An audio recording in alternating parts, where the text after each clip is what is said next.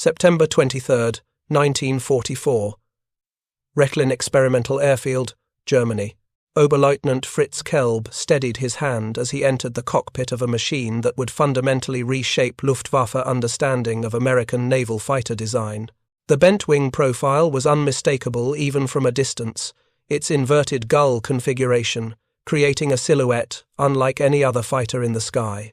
This was a Chance-Vought F4U Corsair, serial number 17995, coded by German forces as T9, plus something that records would later obscure in the chaos of Germany's collapsing documentation system.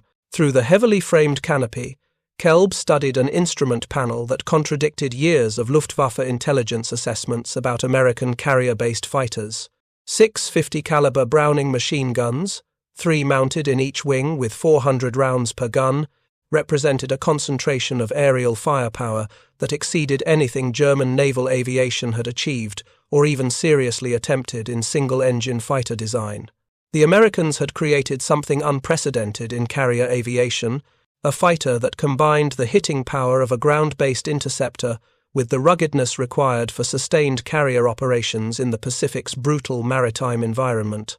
In German hands, this captured Corsair represented the first intact example of America's premier naval fighter that the Luftwaffe would systematically evaluate.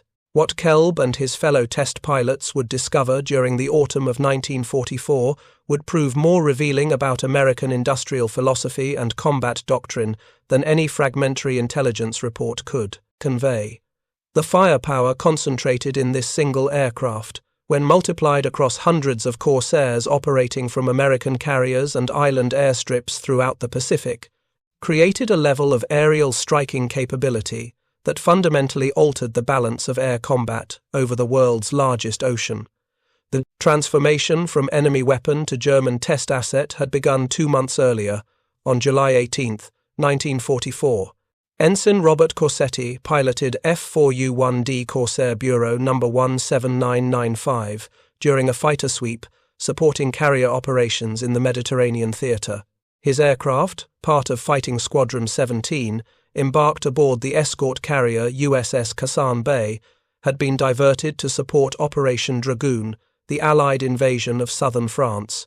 The squadron operated from Corsican airfields rather than from their carrier, providing close air support for ground forces and conducting armed reconnaissance missions over Vichy-controlled territory. On this July morning, Corsetti's division of 4 Corsairs had been tasked with striking German transportation targets in the Rhone Valley, interdicting supply lines feeding German forces resisting the Allied advance. Anti-aircraft fire, the constant menace for low-flying attack aircraft, found its mark.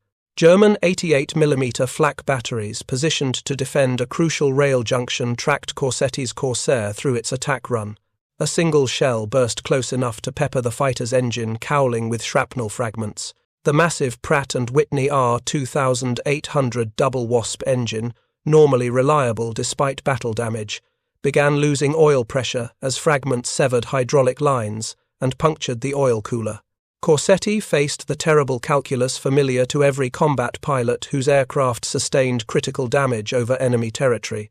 Attempting to reach Allied lines across 100 miles of hostile countryside with a dying engine meant certain death as the power plant seized from oil starvation. Bailing out over German-occupied France offered survival, but guaranteed capture and imprisonment for the war's duration. The only option that offered both survival and a chance to preserve his aircraft was an immediate emergency landing on whatever suitable terrain he could find below. Scanning the landscape through the Corsair's distinctively long nose, Corsetti spotted what appeared to be an adequate field near Montélimar, approximately 60 miles north of the invasion beaches. The field was rough, certainly not designed for aircraft operations, but it offered enough length and relatively level ground for a wheels-up landing if executed with precision. With remarkable skill considering his aircraft's deteriorating condition and the Corsair's notorious difficulty in forced landings due to its high stall speed and heavy wing loading, Corsetti brought the 4-ton fighter down in a controlled crash landing. The Corsair slid across grass and packed earth, its massive propeller digging furrows, the distinctive inverted gull wings flexing under stress but holding together, before the aircraft came to rest in a cloud of dust and torn vegetation. Corsetti emerged from the cockpit, expecting capture by German infantry, who controlled this section of the Rhone Valley despite the Allied landings to the south. What he didn't anticipate was how valuable his relatively intact fighter would become to German aviation intelligence, desperately seeking any advantage against the Allied air forces that were systematically destroying the Luftwaffe's ability to contest the skies over Europe. If you're enjoying this deep dive into the story, hit the subscribe button and let us know in the comments from where in the world you are watching from today. Within hours, Luftwaffe technical recovery teams reached the crash site, moving with practiced efficiency born from years of salvaging downed Allied aircraft across occupied Europe. These specialists immediately recognized the intelligence value before them. This was not merely another crashed fighter to be stripped for scrap metal and useful components. This was the first complete chance-vought F4U Corsair to fall into German hands in recoverable condition, an unprecedented opportunity to study American carrier fighter design, philosophy, construction methods, weapons integration, and operational capabilities that had made the Corsair legendary throughout the Pacific theater. German engineers photographed every detail before the aircraft could be damaged by souvenir hunters or rendered unusable through sabotage. They documented the massive 18-cylinder radial engine that dominated the forward fuselage, the distinctive inverted gull wing design that had puzzled intelligence analysts, the heavy armament installation that concentrated 6 heavy machine guns in the wings, and the robust landing gear that allowed carrier operations despite the aircraft's substantial weight. The recovery operation required careful planning to transport the damaged but repairable fighter to facilities where comprehensive evaluation could occur. German mechanics worked methodically to prepare the Corsair for transport, carefully loading the bent-wing fighter onto a specialized transport vehicle designed for moving damaged aircraft without causing additional structural harm. The fighter was transported first to a forward collection point in Lyon, then by rail to Rechlin, the Luftwaffe's premier testing and evaluation center located approximately 50 miles north of Berlin in Mecklenburg, where it would join other captured Allied aircraft in revealing the secrets of American aviation technology and combat doctrine. The journey took several weeks through a transportation network increasingly disrupted by Allied tactical air power and French resistance sabotage operations. But by early September 1944, the Corsair arrived at Rechlin's heavily guarded gates, entering a secretive world dedicated to understanding enemy aircraft through systematic evaluation, methodical testing, and comparative analysis against German types. Rechlin served as the Luftwaffe's equivalent to the United States' Wright Field in Ohio, or Britain's Royal Aircraft Establishment at Farnborough, a centralized facility where captured enemy aircraft underwent comprehensive examination by teams of engineers, test pilots, and weapons specialists seeking any advantage that knowledge might provide. For nearly 3 weeks following its arrival in early September, the Corsair remained grounded while specialists conducted exhaustive static examination. Engineering teams removed access panels to study structural design, marveling at the robust construction philosophy that prioritized damage tolerance and maintainability over absolute weight minimization. They measured skin thickness across different sections of the airframe, analyzed aluminum alloy composition through metallurgical testing, and documented riveting patterns and joining techniques that revealed American manufacturing approaches. Every system received meticulous documentation through photographs, technical drawings, and detailed written descriptions.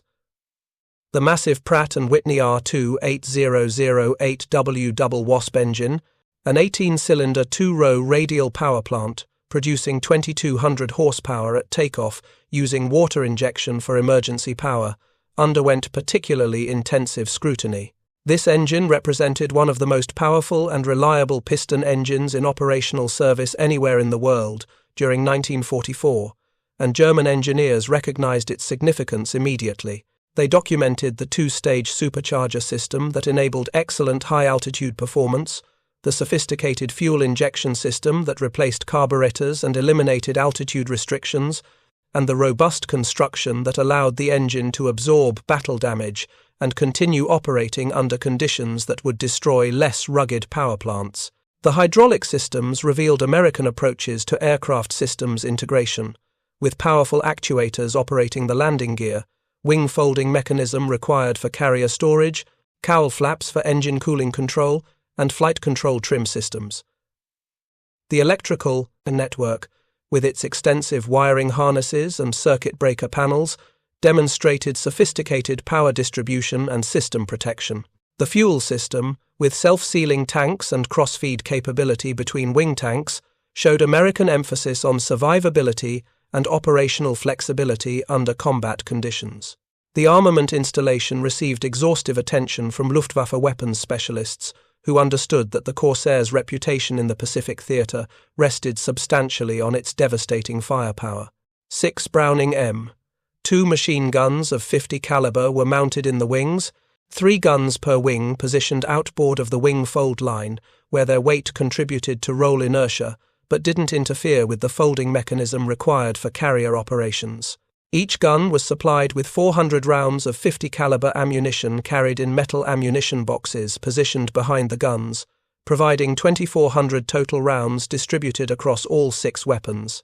German analysts calculated the combined firepower with growing concern about the tactical implications. 6 guns firing at approximately 800 rounds per minute, each produced a combined rate of fire, approaching 4,800 rounds per minute across all weapons. Translated to rounds per second for better understanding of immediate combat effect, a fully engaged Corsair could throw approximately 80 heavy machine gun bullets into a target area every second of sustained fire. Each 50 caliber BMG projectile carried 3 times the kinetic energy of the rifle caliber 7.92 mm rounds that armed most German fighters and delivered comparable energy to the heavier 13 mm machine guns that equipped some late-war German aircraft. The hitting power exceeded anything comparable German single-engine fighters achieved through conventional machine gun armament.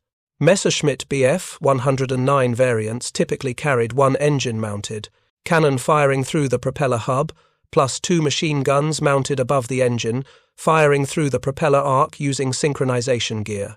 This armament provided good accuracy due to centerline mounting but limited total firepower due to the relatively small number of weapons. Focke-Wulf FW-190 fighters carried heavier armament with 4 machine guns and 2 wing root-mounted cannons in some variants, but even this substantial battery didn't match the sustained firepower of 6 50 caliber machine guns firing simultaneously. The Americans had approached fighter armament from a fundamentally different philosophical perspective than German designers. Where Luftwaffe doctrine emphasized cannon armament for destroying heavy bombers through explosive shells that could break up airframe structures with relatively few hits, American doctrine prioritized sustained firepower through volume of fire using weapons that combined good ballistic performance with large ammunition capacity. The 50 caliber Browning machine gun represented an ideal compromise between hitting power and sustained fire capability, firing projectiles heavy enough to destroy aircraft through kinetic impact and incendiary effects, while allowing sufficient ammunition capacity for extended combat engagements. German weapons specialists noted during their examination that the Corsairs' wing-mounted guns converged at a point approximately 300 yards ahead of the aircraft, creating a cone of fire where all 6 weapons' trajectories intersected. At this convergence point, a target presented to the Corsairs' guns would be struck simultaneously by all 6 weapons if the pilot's aim was accurate, concentrating tremendous destructive power on a small area of the target aircraft. Japanese pilots in the Pacific theater had learned through bitter experience that even brief exposure to this concentrated firepower proved catastrophic to their aircraft, which typically lacked armor protection, self-sealing fuel tanks that might have provided some defense against 50 caliber rounds. After weeks of meticulous static examination that documented every accessible system and component, German technicians began the challenging work of restoring the Corsair to flight-worthy condition using whatever resources and improvised solutions they could devise. The battle damage from the anti-aircraft hit that had forced Corsetti's emergency landing proved relatively minor, primarily affecting the engine cooling system and some hydraulic lines. But repairing an American fighter in Germany during autumn 1944 presented substantial challenges that tested the ingenuity and resourcefulness of Rechlin's technical staff. Genuine Pratt & Whitney spare parts were obviously unavailable through normal supply channels, forcing mechanics to improvise repairs using components cannibalized from the Corsair itself, or fabricated in Rechlin's machine shops, using reverse-engineered specifications. The damaged oil cooler required replacement, but without access to American production facilities or supply depots, German mechanics had to adapt a cooling unit from another aircraft type, modifying mounting brackets and coolant lines to fit the Corsair's engine installation. Hydraulic lines severed by shrapnel were replaced with German-manufactured hydraulic hose that met similar pressure specifications, though fittings required careful machining to match American thread standards that differed from German industrial practice. The massive three-bladed Hamilton Standard propeller had sustained minor damage during the belly landing, with one blade tip bent from contact with the ground. German propeller specialists carefully straightened the damaged blade using specialized tools and techniques, then dynamically balanced the propeller assembly to prevent destructive vibration during engine operation. The aircraft's 650 caliber machine guns were removed entirely and replaced, with ballast weights carefully positioned to maintain the Corsair's proper center of gravity, following standard German procedure for captured aircraft that strictly prohibited arming foreign types used for testing purposes. Control surfaces underwent thorough inspection for structural integrity and proper rigging. The Corsair's distinctive inverted gull wing, with its downward angle from the fuselage root to the wing's low point where the landing gear attached, then upward sweep to the wingtips, required particularly careful examination to ensure the unusual geometry hadn't been compromised by crash loads or subsequent handling during transport. German engineers found the wing structure remarkably robust despite the unconventional configuration, with heavy spars and closely spaced ribs providing exceptional strength and rigidity. Fuel tanks were pressure tested for leaks and integrity, a critical safety check given the catastrophic consequences of fuel system failure during flight operations. The self-sealing fuel cells, a technology the Germans understood conceptually but had never implemented as comprehensively as American designers, underwent particular scrutiny to understand their construction and effectiveness against different types of ammunition. The landing gear, designed to withstand the violent impact forces of carrier landings on pitching flight decks, showed the robust construction philosophy that characterized American naval aircraft design throughout all systems. After approximately 5 weeks of intensive work by skilled technicians operating with limited resources and improvised solutions, the Corsair was declared ready for initial taxi tests and engine runs on the ground. The massive R2800 engine roared to life with a distinctive deep rumble that differed markedly from the sharper exhaust note of German inline engines or the higher-pitched sound of smaller radial power plants. The engine ran smoothly through various power settings, demonstrating the inherent reliability that had made Pratt & Whitney radials legendary throughout American aviation. German test pilots approached their first encounter with the captured Corsair with professional curiosity mixed with considerable wariness born from the aircraft's reputation. Intelligence reports from the Pacific Theater, gleaned through signals intercepts, prisoner interrogations, and neutral country sources, consistently portrayed the Corsair as an exceptionally capable fighter that dominated Japanese opposition through superior performance and overwhelming firepower. The prevailing view among Luftwaffe intelligence analysts held that the Corsair represented American naval aviation at its peak, optimized for the unique demands of carrier operations, while maintaining performance competitive with the best land-based fighters. These intelligence assessments proved remarkably accurate the moment Fritz Kelb climbed into the Corsair's cockpit and experienced firsthand what American designers had achieved through careful engineering and meticulous attention to the specific operational requirements of carrier-based fighter operations. The cockpit immediately impressed him as surprisingly spacious compared to the cramped confines of Messerschmitt Bf 109 cockpits, or even the more generous accommodations of Focke-Wulf W190. American designers had prioritized pilot comfort and workspace, recognizing that carrier missions often exceeded 3 hours duration, and that pilot fatigue directly impacted combat effectiveness and landing safety. The seat provided excellent support with adjustment capability for pilots of different heights, an important consideration in an air force that recruited from a diverse population without the strict physical standardization that characterized some military aviation services. Instruments were logically arranged and clearly marked with easily readable gauges grouped by function following human factors, principles that reduced pilot workload. The throttle quadrant on the left console fell naturally to hand, with mixture control, propeller pitch control, and supercharger controls, positioned for intuitive operation, even under the stress of combat or emergency situations. Visibility from the cockpit presented a more complex picture that reflected the design compromises inherent in the Corsair's development history. Forward visibility over the long nose was noticeably restricted, particularly during ground operations when the tail-down attitude of the tricycle landing gear pointed the nose high above the horizon.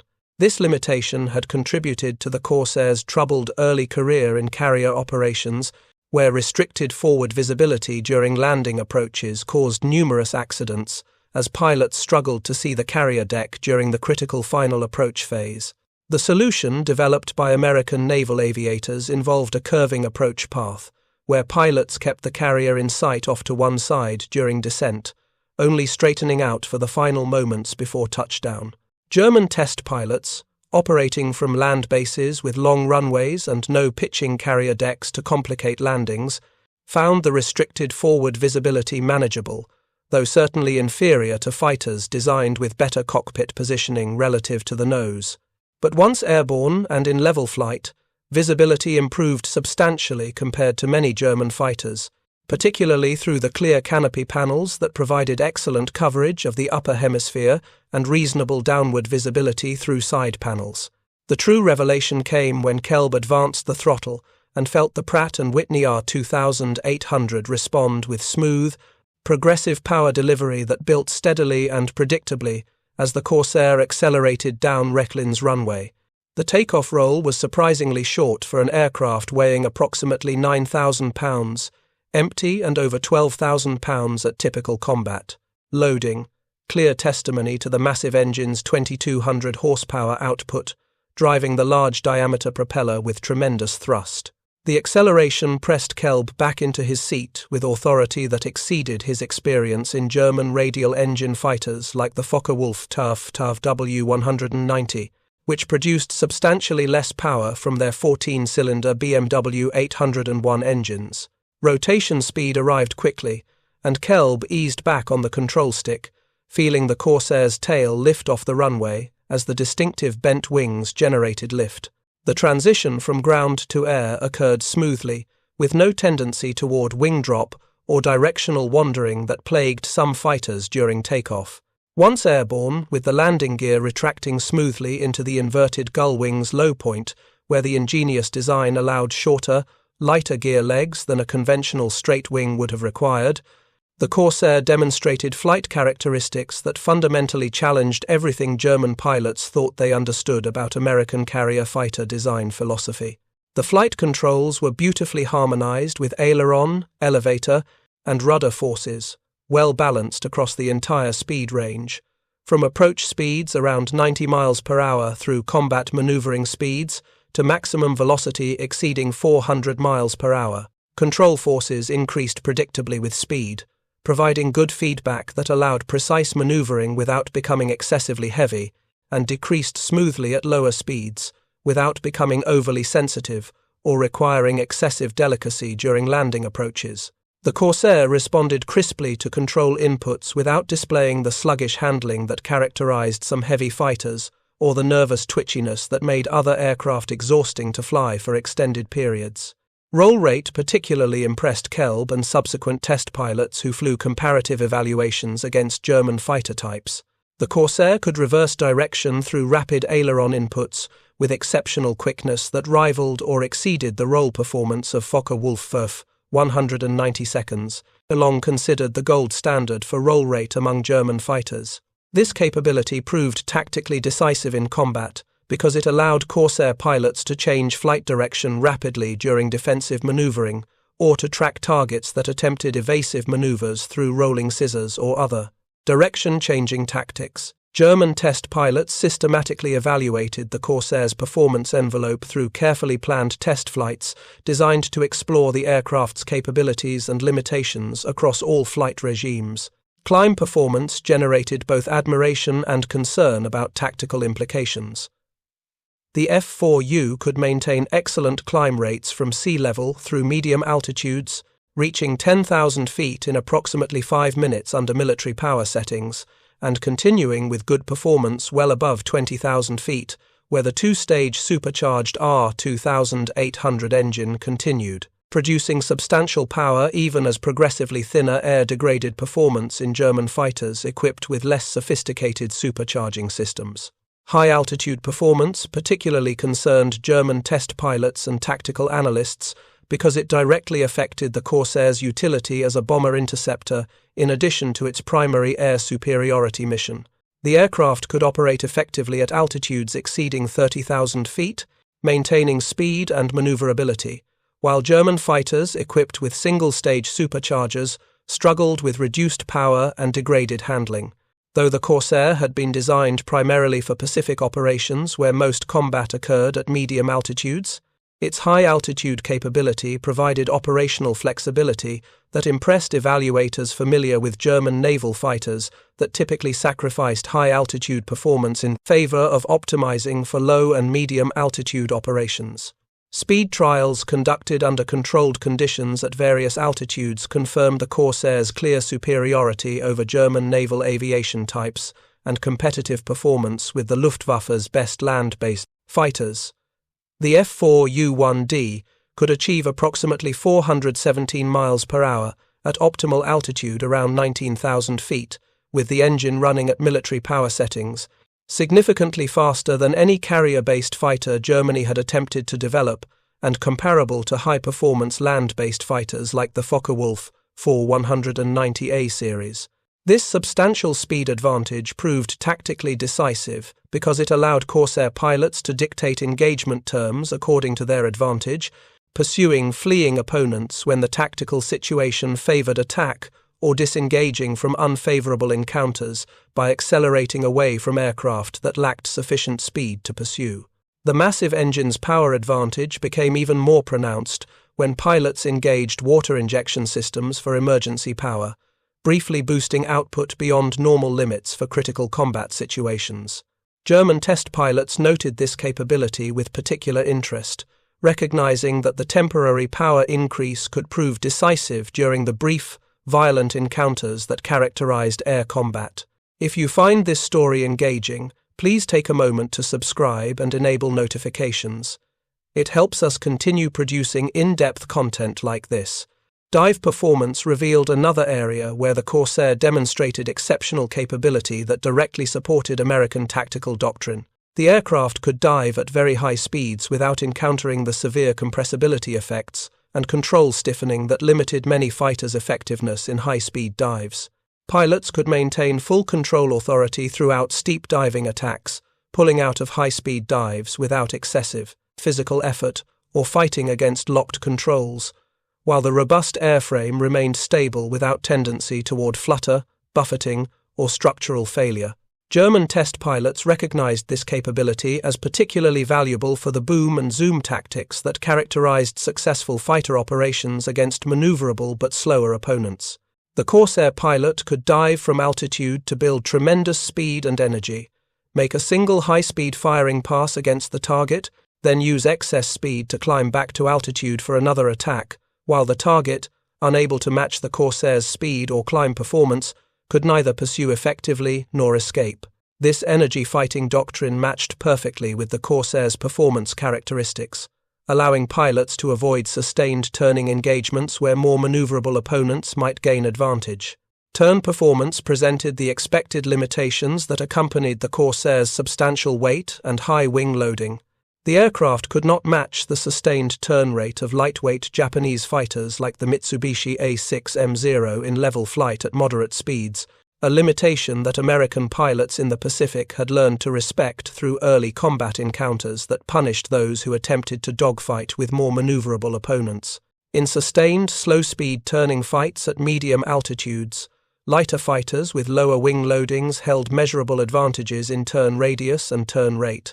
However, German pilots discovered through systematic testing and mock combat exercises that the Corsairs' clear superiority in speed, climb rate, and dive performance allowed skilled pilots to avoid sustained turning engagements entirely, instead fighting using energy tactics that exploited the American fighter's strengths while minimizing exposure to its relative weaknesses.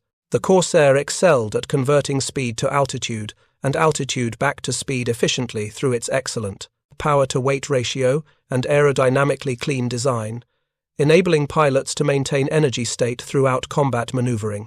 This capability, combined with the devastating firepower of 650 caliber machine guns, allowed Corsair pilots to engage when conditions favored attack and disengage when threatened, forcing combat on their terms rather than accepting the opponent's preferred combat geometry. Japanese pilots in the Pacific Theater had learned through costly experience that attempting to force turning fights with Corsairs typically ended badly, as the American pilots simply refused sustained engagement, instead extending away using superior speed and then reversing back into favorable attack positions with renewed energy advantage. The Corsairs' structural strength and robust construction philosophy impressed German engineers who examined the airframe in systematic detail at Rechlin and compared American design approaches with German practice. The aircraft was substantially built with significant safety margins, engineered into critical structural components throughout the airframe, particularly in areas subject to the violent stress of carrier landings, where impact forces far exceeded anything encountered during normal flight operations or even most combat maneuvering. This robust construction philosophy contrasted markedly with German design approaches that often pushed structural limits to absolute minimums in pursuit of weight reduction and maximum performance. The F4U could sustain significant battle damage that would have destroyed lighter German or Japanese aircraft and still successfully return to base or carrier, a capability that directly translated into pilot survival rates and aircraft availability for subsequent missions. American engineering philosophy clearly emphasized survivability and maintainability, accepting somewhat higher empty weight in exchange for durability that kept aircraft and pilots in combat longer. The wing structure received particular attention from German structural engineers, attempting to understand the inverted gull configuration that gave the Corsair its distinctive appearance and unique aerodynamic characteristics. This unusual design feature, far from being merely aesthetic, served multiple practical purposes that reflected sophisticated engineering analysis. The inverted gull allowed the main landing gear to be relatively short and light, while still providing adequate propeller ground clearance for the massive 13-foot 4-inch diameter Hamilton standard propeller required. To absorb the R2800 engine's tremendous power output, shorter landing gear legs reduced weight, simplified the retraction mechanism, and decreased the structural loads transmitted to the wing during carrier landings when gear compression absorbed the violent impact forces. The wing's anhedral angle from root to the gear attachment point, followed by dihedral from that point to the wingtips, also provided excellent lateral stability characteristics that reduced pilot workload during formation flying and approach work.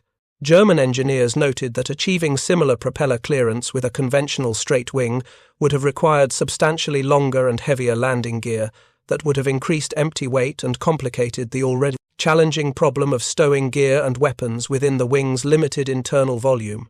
The wing itself utilized a laminar flow airfoil section developed through extensive wind tunnel research by the National Advisory Committee for Aeronautics, the American government research organization dedicated to advancing aviation technology. Though German engineers noted that achieving true laminar flow in operational conditions remained elusive due to manufacturing tolerances, surface imperfections, rivets, and operational wear, the airfoil nonetheless generated substantial lift with minimal drag compared to conventional airfoil sections, contributing significantly to the Corsair's excellent high-speed performance and fuel efficiency. Range capabilities impressed German pilots accustomed to German fighters that typically operated with limited fuel capacity and consequently restricted mission radius.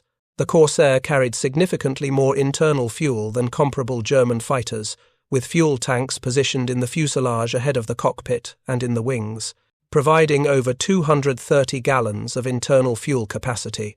This substantial fuel load, combined with the aerodynamically efficient airframe and the R-2800 engine's relatively good fuel economy at cruise power settings, translated into combat radius exceeding 350 miles under typical mission profiles. With external fuel tanks attached under the fuselage centerline, the Corsairs' range extended dramatically, enabling escort missions and fighter sweeps, covering distances that seemed nearly impossible to German pilots, whose combat radius barely exceeded 150 miles under optimal conditions.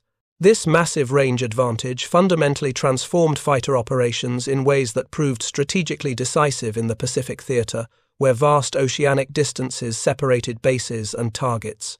American carrier task forces could launch Corsair strikes against targets hundreds of miles distant, well beyond the range of defending Japanese fighters operating from land bases, then recover the American fighters aboard carriers that had repositioned during the strike. This operational flexibility, enabled by the Corsairs' exceptional range combined with the mobility of carrier aviation, allowed American forces to strike targets throughout the Pacific while minimizing exposure to enemy counterattack. German naval aviators, had they possessed fighters with comparable range and carrier suitability, might have achieved similar operational flexibility in theoretical Atlantic or Mediterranean operations. But German naval aviation had never developed carrier-based fighter capabilities approaching the sophistication and effectiveness of American naval fighters, a strategic failure that contributed to the Kriegsmarine's inability to project air power beyond the range of land-based aircraft. The Graf Zeppelin, Germany's only aircraft carrier to approach completion, never entered operational service, and the naval fighters designed for carrier operations remained developmental curiosities rather than combat-effective weapons systems. German pilots who flew the captured Corsair in both test flights and mock combat exercises consistently reported being profoundly impressed by the aircraft's harmonized handling characteristics, devastating firepower, and overall combat effectiveness. The flight controls required neither excessive physical strength during high-speed maneuvering nor excessively delicate touch during low-speed approaches, striking an ideal balance that allowed pilots to fly aggressively and precisely without fear of over-controlling the aircraft or inadvertently departing controlled flight during violent maneuvering. This forgiving ease of handling, particularly impressive given the aircraft's substantial weight and high wing loading, meant that average pilots could extract good performance from the Corsair under most conditions, while exceptional pilots could achieve remarkable results by fully exploiting the aircraft's capabilities. The contrast with some German high-performance fighters that demanded constant attention and skilled handling to avoid dangerous characteristics proved striking to test pilots familiar with the Messerschmitt Me 109's challenging ground handling and tendency toward snap rolls during aggressive maneuvering. Maintenance accessibility surprised German ground crews familiar with the sometimes extraordinarily difficult servicing requirements of German fighters, particularly when working under field conditions with limited equipment. The Corsair's engine cowling consisted of multiple panels that could be quickly removed to provide excellent access to the R-2800 engine and its accessories, fuel system components, hydraulic actuators, and electrical systems. Access panels throughout the airframe could be rapidly removed to reach internal systems for inspection, adjustment, or replacement during routine maintenance or battle damage repair. The overall design clearly reflected American emphasis on rapid maintenance turnaround and high operational availability, recognizing that aircraft sitting on the ground awaiting repairs contributed nothing to combat effectiveness, regardless of their theoretical performance capabilities. This maintenance philosophy proved particularly crucial for carrier operations, where limited deck space and hangar capacity made extended maintenance periods operationally unacceptable, and where aircraft availability directly determined the strike power available to task force commanders. The technical intelligence gathered from the captured Corsair extended well beyond simple flight testing and performance evaluation. German engineers at Rechlin systematically examined manufacturing techniques, material selections, and detailed design approaches that revealed American industrial capabilities and production methodologies. They studied the wing structure's construction methods in meticulous detail, noting the sophisticated assembly techniques that allowed mass production while maintaining structural integrity and consistent quality across thousands of individual aircraft. They analyzed the Pratt & Whitney R2800 engine with intense interest, documenting its two-stage supercharger system, sophisticated ignition system with dual magnetos providing redundancy and robust construction that enabled reliable operation despite the tremendous power output and mechanical stresses. The fuel system received careful attention as engineers attempted to understand how American designers had achieved such remarkable range while maintaining combat effectiveness. The hydraulic systems were evaluated for reliability and ease of maintenance compared to German systems that sometimes suffered from complexity and maintenance difficulties. German engineers noted repeatedly the consistently high quality of materials used throughout the Corsairs' construction. American access to strategic materials like high-grade aluminum alloys, specialized steels for highly stressed components, and reliable rubber compounds for seals and flexible connections allowed designers to create structures that effectively combined strength with acceptable weight while maintaining production efficiency. Germany faced increasingly severe material shortages by autumn 1944, forcing the use of substitute materials that often proved inferior in strength, durability, or manufacturing characteristics, resulting in aircraft that suffered from reduced performance and increased maintenance requirements. The investigation of the captured Corsair revealed sophisticated manufacturing techniques that enabled true mass production without significantly compromising quality standards. American factories produced F4U using highly developed assembly line methods, featuring specialized jigs and fixtures that maintained remarkably tight tolerances across thousands of individual aircraft built at multiple production facilities. Chance Vought Stratford, Connecticut plant served as the primary production facility, but Goodyear Aircraft in Akron, Ohio, and Brewster Aeronautical Corporation also built Corsairs under license, with each manufacturer maintaining consistent quality through standardized tooling and rigorous quality control procedures.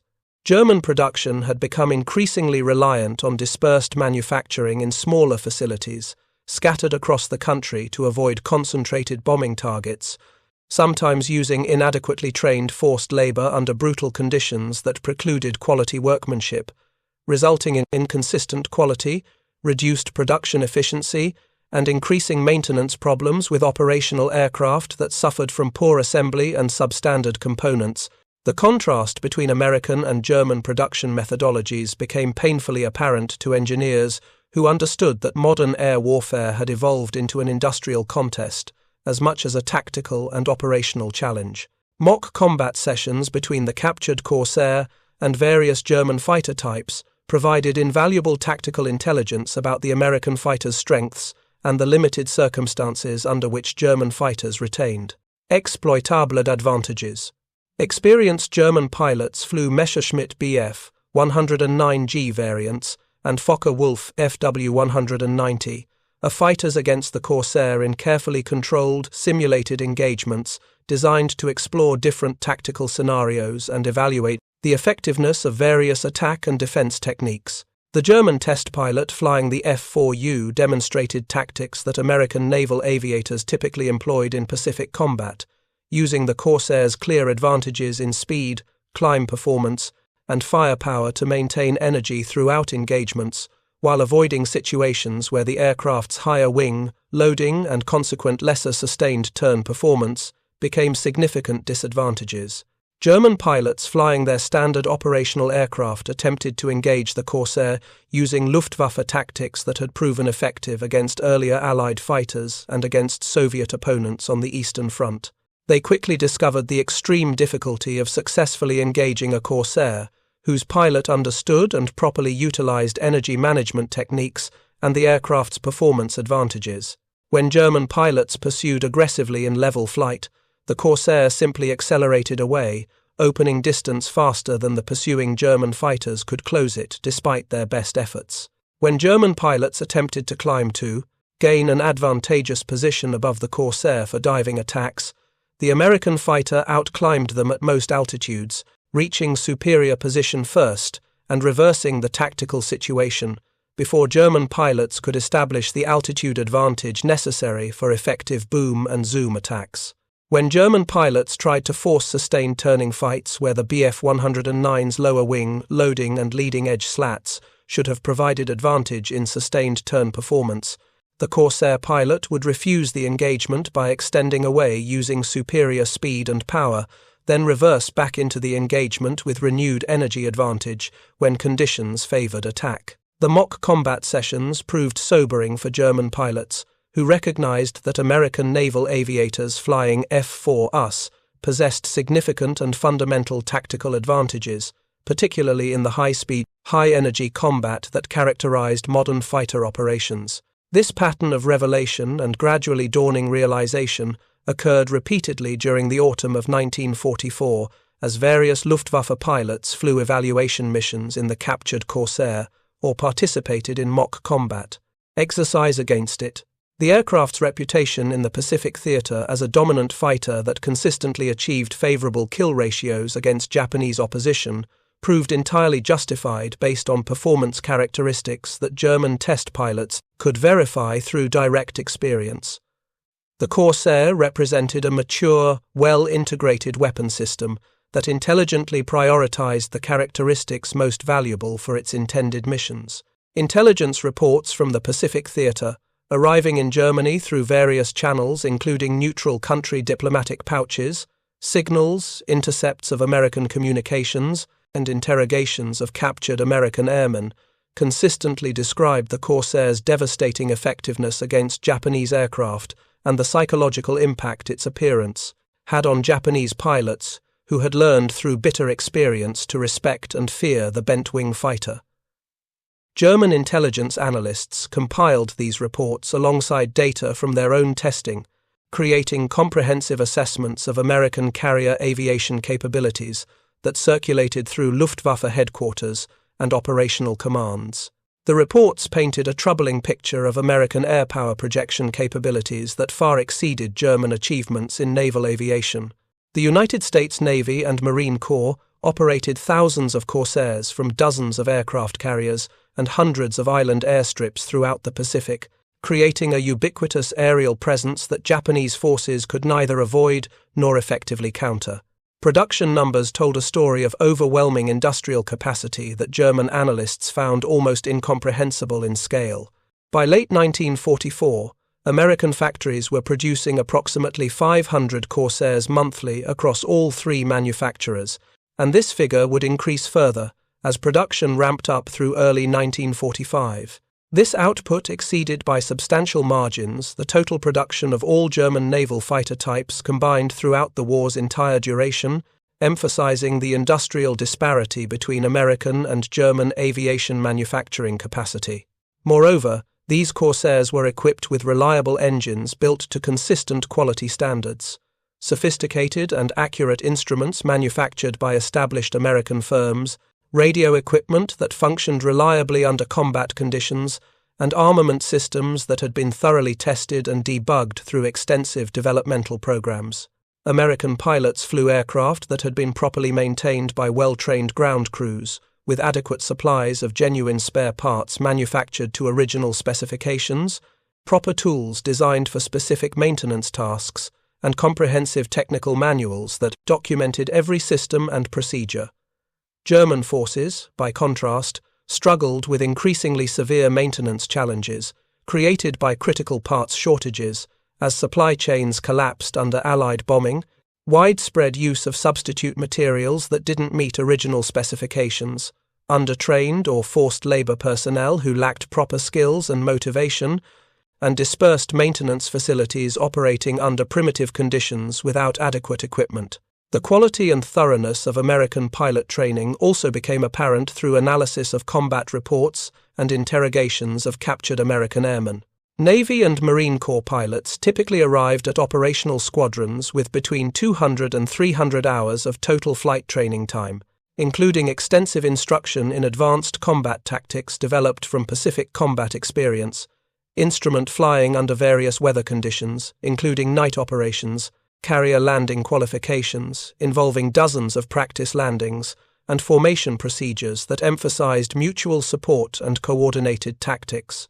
This comprehensive training produced pilots who were well prepared for combat operations and capable of extracting maximum performance from their aircraft under the stress of actual combat. German pilot training had been dramatically and dangerously shortened by late 1944 due to catastrophic fuel shortages that limited flight training hours, loss of training facilities and experienced instructors to Allied bombing and advancing enemy armies, and the desperate need for replacement pilots to fill gaps created by unsustainable combat attrition.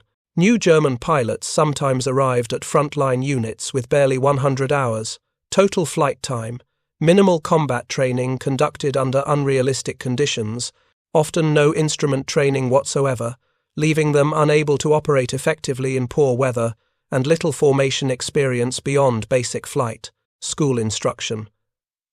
These inadequately prepared pilots faced veteran American aviators, flying objectively superior aircraft in most performance categories, a combination that produced predictably one-sided results reflected in combat loss statistics from both the Pacific and European theaters.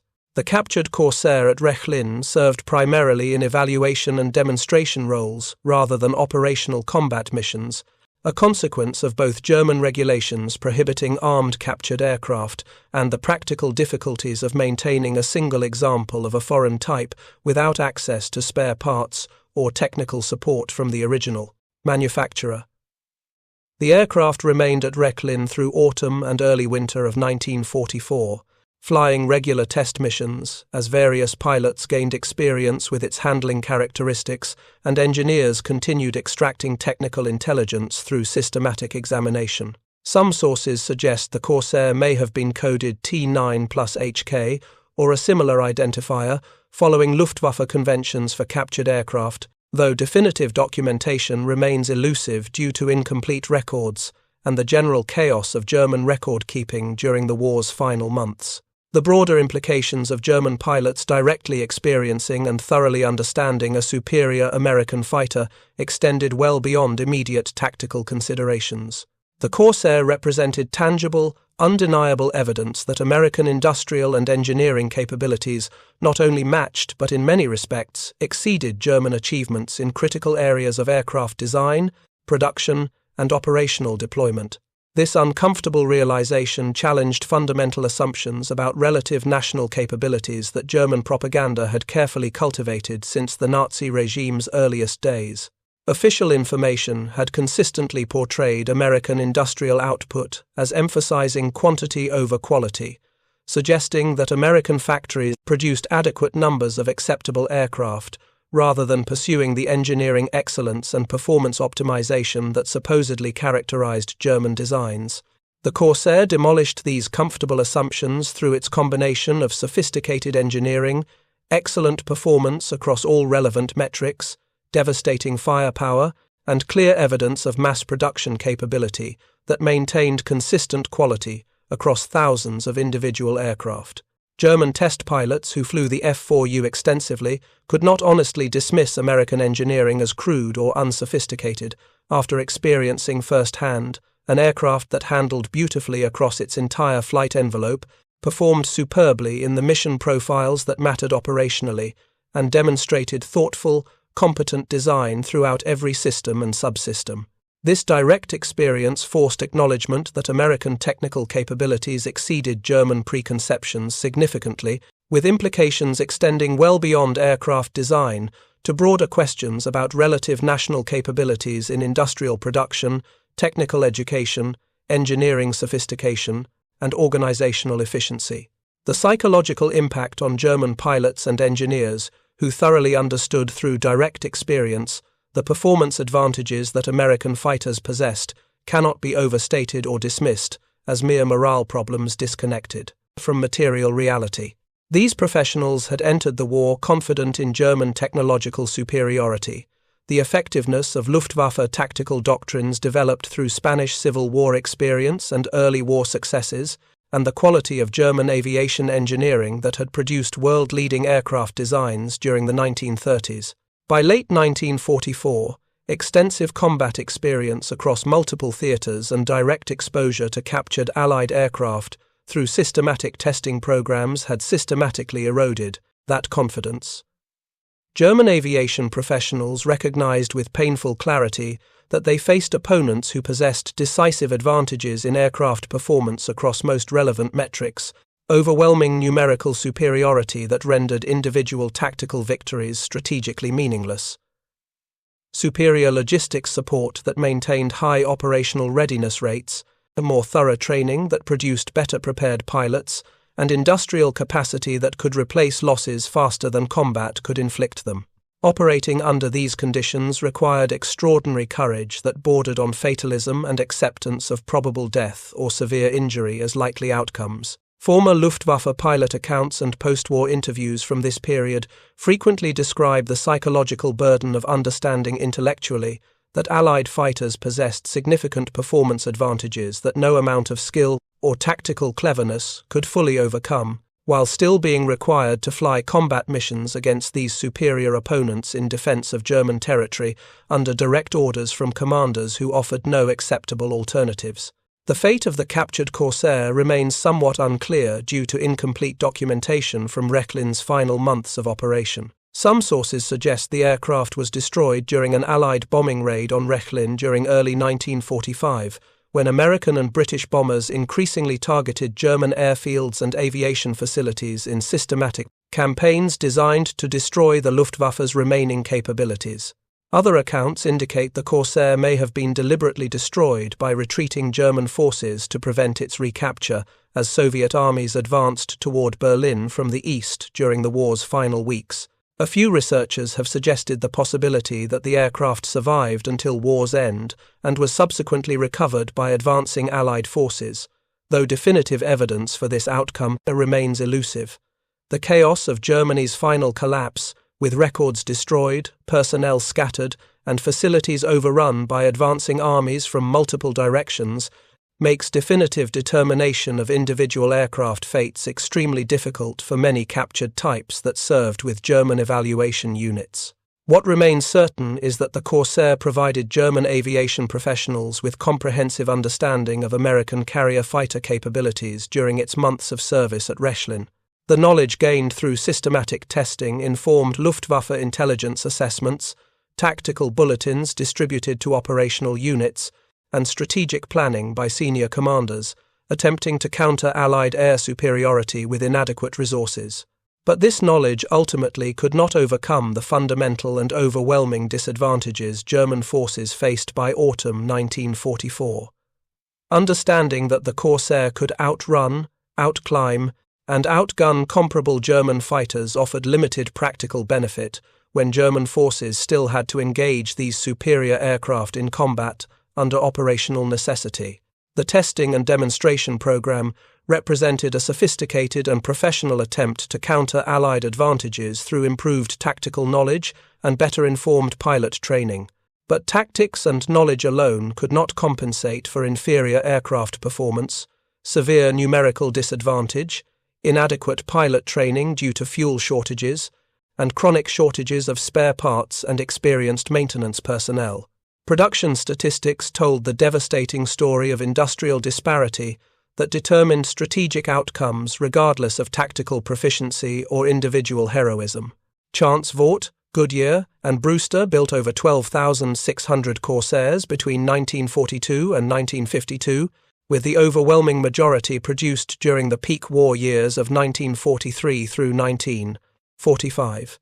Peak production in 1944 saw approximately 500 F4US built monthly, more than 16 aircraft per day across all three manufacturers, a rate that seemed impossible to German observers, but was verified through multiple intelligence sources and exceeded by some other American aircraft types. German single-engine fighter production, while remaining surprisingly robust despite intensive Allied strategic bombing of industrial facilities, and could not match American output in either total numbers or consistent quality.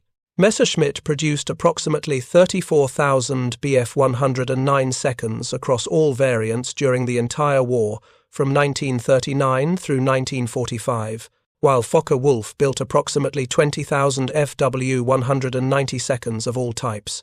But these totals, impressive in absolute terms, had to cover all theaters from the Atlantic to the Urals, all missions from ground attack to high-altitude interception, and all services from Luftwaffe day fighters to naval aviation units.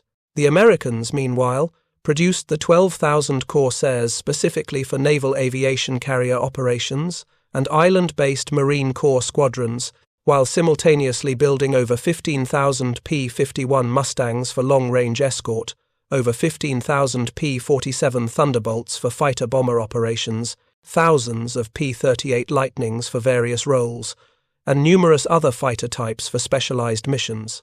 The industrial capacity disparity between American and German aviation manufacturing proved strategically decisive, regardless of individual aircraft quality or pilot skill levels. The story of the captured Corsair in German hands illustrates the professional competence and systematic approach that characterized Luftwaffe technical intelligence efforts, even as Germany's strategic position deteriorated beyond hope of recovery.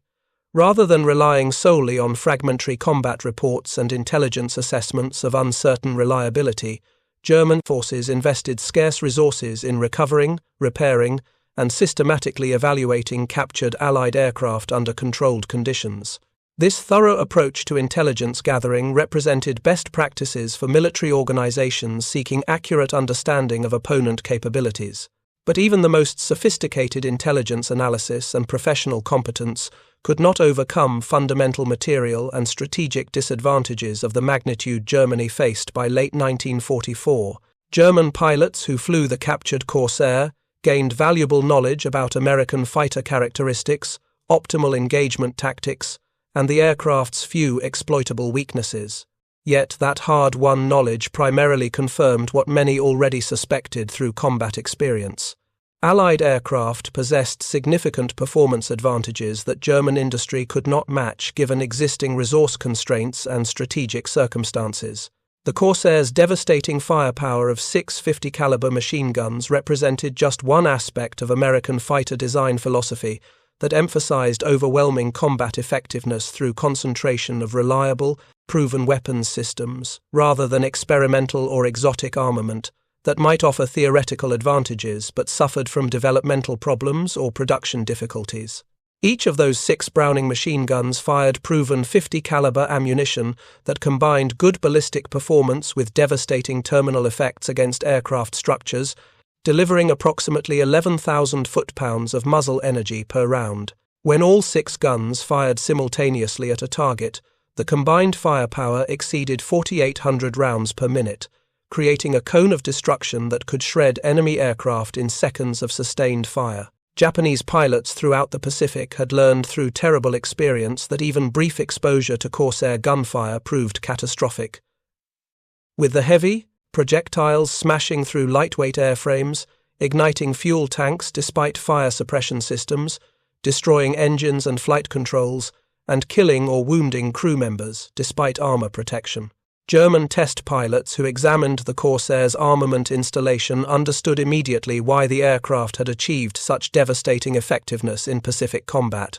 The 6-gun battery provided redundancy that ensured combat effectiveness even if several weapons malfunctioned, concentration of fire that delivered tremendous destructive power on target, and sufficient ammunition capacity for extended engagements without the severe ammunition limitations that plagued some German fighters equipped with heavy cannon armament that exhausted ammunition after a few seconds of sustained fire. The philosophical differences between American and German approaches to fighter armament reflected broader doctrinal differences in how each nation approached air combat. German doctrine, heavily influenced by experience against Soviet bombers on the Eastern Front and Allied heavy bombers over the Reich, emphasized heavy cannon armament, capable of destroying large aircraft with relatively few hits. This led to fighters equipped with 30mm and even larger cannons that fired explosive shells devastating against bomber structures but suffered from low muzzle velocity, pronounced trajectory drop at range, severe ammunition limitations, and reduced effectiveness against maneuvering fighter targets. American doctrine, developed largely through Pacific combat experience against Japanese fighters and naval targets, emphasized sustained firepower through multiple reliable weapons that combined good ballistic performance with large ammunition capacity. The .50 caliber Browning machine gun perfectly embodied this philosophy, firing projectiles heavy enough to destroy aircraft through kinetic and incendiary effects, while allowing sufficient ammunition for extended combat and multiple engagements during single sorties. The technical specifications that German engineers documented during their examination of the Corsair revealed the sophistication underlying its apparent simplicity. The Pratt & Whitney R28008W double wasp engine represented one of the most advanced and reliable piston engines in operational service anywhere during World War II, incorporating technologies and design features that German engines struggled to match, despite theoretical understanding of the engineering principles involved. The 18 cylinders arranged in 2 rows of 9 produced 2,200 horsepower at takeoff power using military-grade fuel, with water injection available for emergency power situations, boosting output to over 2,400 horsepower for brief periods during critical combat situations.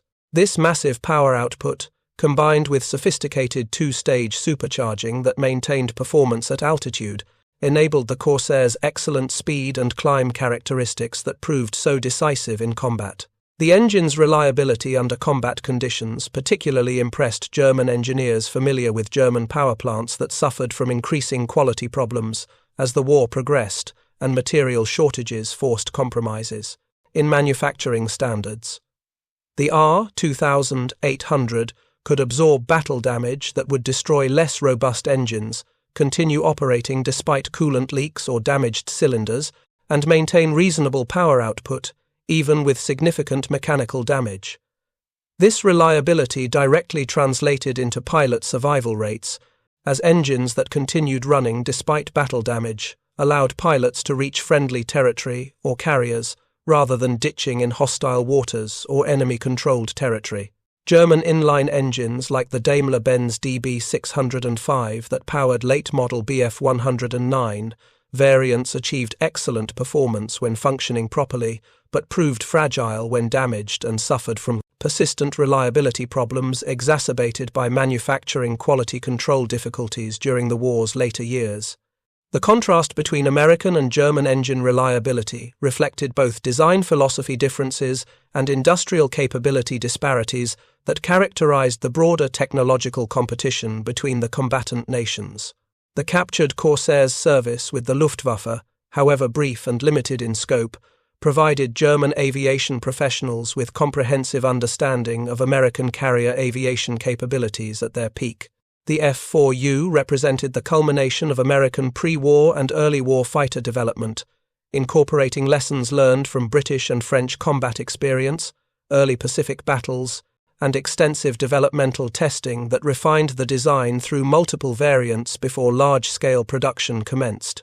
The result was a mature weapon system that excelled at its intended missions, proved adaptable to various roles beyond pure fighter operations, and demonstrated the organizational competence and industrial sophistication that characterized American military aviation development programs.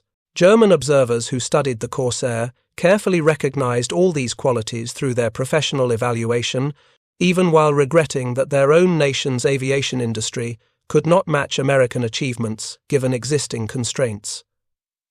Thank you for watching. For more detailed historical breakdowns, check out the other videos on your screen now, and don't forget to subscribe.